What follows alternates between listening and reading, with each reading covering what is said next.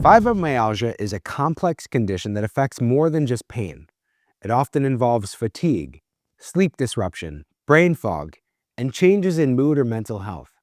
Because of that, fibromyalgia cases are stronger when treatment reflects that full picture.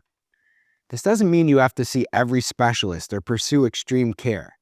It means that when your symptoms are significant, they should be taken seriously and treated appropriately. Social Security looks at treatment history when evaluating a disability case.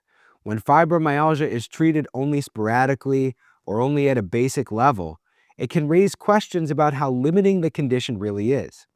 On the other hand, consistent care, especially with providers experienced in pain management or mental health, helps show that symptoms are persistent and not easily controlled. Pain specialists, rheumatologists, neurologists, or other providers familiar with fibromyalgia can document how pain affects function over time. Mental health providers can document how chronic pain, poor sleep, and fatigue affect concentration, stress tolerance, and emotional stability. When both sides are addressed, the record tells a more complete and accurate story.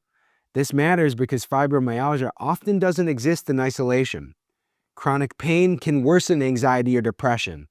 Mental health symptoms can increase pain sensitivity and fatigue. Treating one without acknowledging the other can leave important limitations undocumented. When talking to your providers, it helps to be open about the full impact of your symptoms, both physical and mental.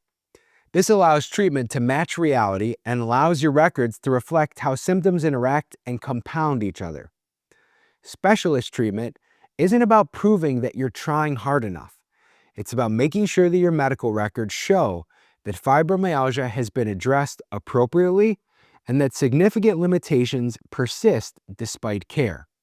That combination of appropriate treatment and ongoing symptoms is a key part of a strong fibromyalgia disability case.